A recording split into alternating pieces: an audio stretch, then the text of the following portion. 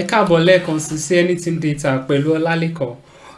Ní ẹ̀kọ́ tá a kọ́ gbẹ̀yìn, mo ṣe bá ṣe lè lo Microsoft Excel tá fi lè pààrọ̀ àwọn bar tó wà nínú àwòrán atọ́ka nínú chart wa, tá fi lè lo àwọn àwòrán èèyàn àbí àwòrán nǹkan kan. Ẹnìkan wá béèrè pé ṣé a lè ṣe náà nínú Power BI. Mo ní yẹn pé màá ṣe nǹkan tá a lè ṣe bẹ́ẹ̀ yẹn náà nínú Power BI, ìyẹn la fẹ́ ṣe lénìí. Mo ti ṣí Power BI mi sí bíbá ẹ̀, mo dẹ̀ ti gbé àwọn data tí mo fẹ́ lò wọlé. A ní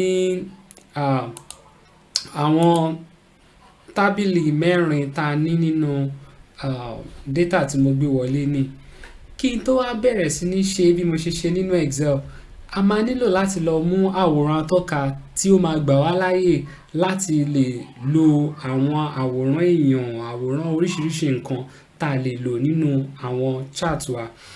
Màá nílò láti fi kún oríṣiríṣi àwòrán tó wà ní bíbá, àwòrán atọ́ka tó wà ní bíbá.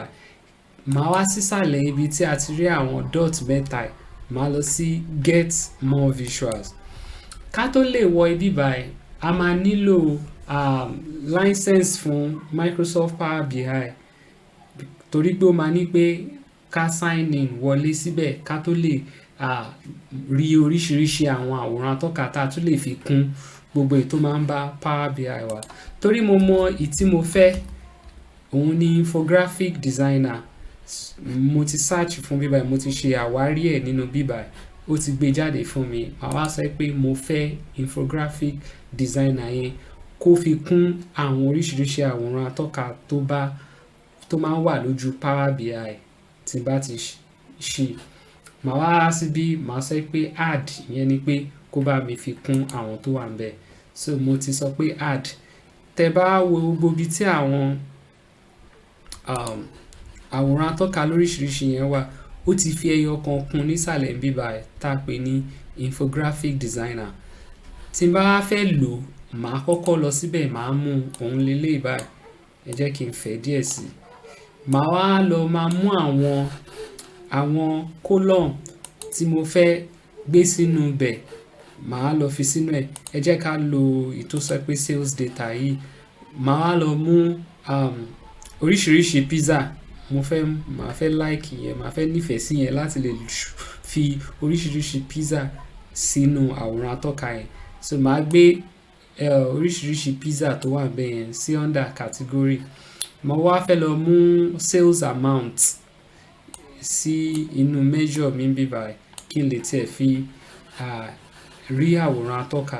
Mo ti lo Infographic Designer yẹn ni mo ti lò ń bíbá. Ṣùgbọ́n ẹlòmíì lè máa sọ pé ó jọ irú stack column chart yìí náà, kí ló fi yàtọ̀ ńbẹ̀?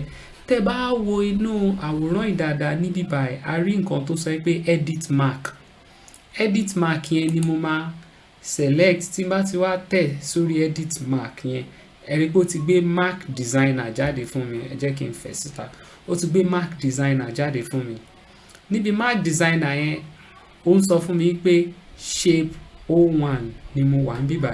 Lẹ́gbẹ̀ẹ́ bíbá ó ń sọ pé insert image, ìyẹn ni pé mo lè gbé image wọlé, àwòrán wọlé. Ní bíbá ó ń sọ pé mo lè gbé ọ̀rọ̀ wọlé. Ní bíbá ó ń sọ pé mo lè gbé oríṣiríṣi àwọn àwòrán lóríṣiríṣi wọlé níbẹ̀. Kí n tiẹ̀ tó lọ fi hàn wá bá ṣe lè gbé àwòrán wọlé, ẹ jẹ́ ká kọ́kọ́ wo oríṣiríṣi àwọn tó pè ní shape yẹn. Ó ń sọ fún mi pé shape 01 ló gbé jáde. Tí n bá wá sísàlẹ̀ ń bí ẹ̀rí tó ń sọ under format, ó ń sọ pé shape. Tí n bá wá síbi iwájú shape yìí, tí n bá tẹ̀ sórí drop down arrow kékeré tó wà lẹ́gbẹ̀ẹ́, ẹ rí pé ó gbé oríṣiríṣi ìsọ̀rí fún mi. Ó ń sọ pé basic, ìyẹn ló show mi, ló ń fi hàn mi oríṣiríṣi àwọn ilé. Tí n bá wá sọ́dọ̀ biz and tech, ó máa fi oríṣiríṣi hàn mi. Ẹ wò àwọn nǹkan tó wà ń bẹ̀rẹ̀. Tí n bá sọ pé food and drink, á gbé oríṣiríṣi. Tí n bá sọ pé people, ẹ mọ̀ irú tí mo ṣe nínú Microsoft Excel yẹn, a lo irú nǹkan báyìí bẹ́ẹ̀.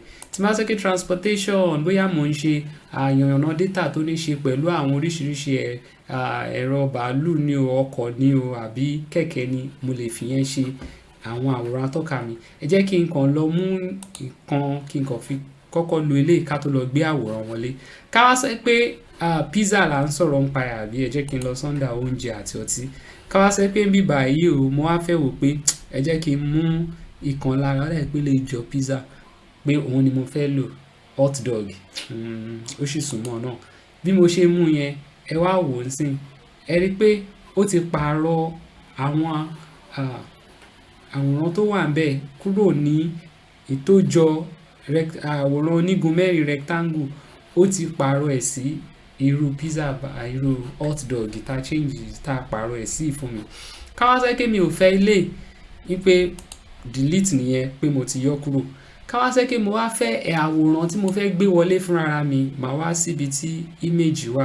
Ó wá ń sọ fún mi pé láti orí ẹ̀rọ ayélujára kí n fi atọ́nà ẹ̀ lórí ẹ̀rọ íńtánẹ́ẹ̀tì sí bíbá tàbí pé kí n wá lọ mú lórí ẹ̀rọ kọ̀ǹpútà mi màá wá sórí upload màá wá wá ibi tí pizza tí mo fẹ́ yẹn wà eléyìí ni mo fẹ́ lò ṣé lè ni mo fẹ́ lò ẹ jẹ́ kí n láìké mo ní mi bẹ́ẹ̀ tí mo máa nífẹ̀ẹ́ láti lò eléyìí tí n bá wá ní pé ó yá bá mi gbé wá síbí báyìí sìn ẹ rí pé ó ti mú síbí tí n bá wá mú ẹ wò òun ló ti gbé sí inú bíbá tó ti wà nínú àwòrán atọ́ka mi.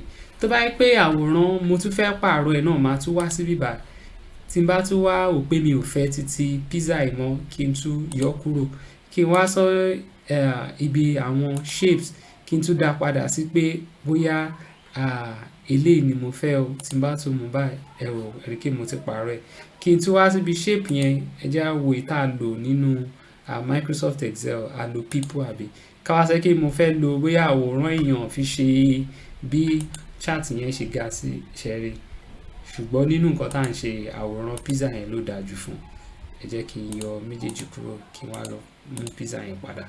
Bá a ṣe lè lo infographic designer ni à ń pè visualization type yẹn òun nílé infographic designer ẹ máa lọ mú nínú get more visuals ní orí ẹ̀rọ ayélujára lè máa lè fi kún orí àwọn visualization yìí nínú Power BI kẹ́ tó lè lò a lè máa ṣe irú nǹkan bẹ́ẹ̀ náà kákan máa lo àwọn ìta máa ń lò gbogbo gbà bíi bá lásán bí àwọn nǹkan míì ẹ mọ̀ nǹkan tá a bá ń yànnà nílò lórí a lè lo àwòrán tó ní í ṣe pẹ̀lú ẹ̀ nínú àwọn àwòrán atọ́ka wa ẹ ṣé.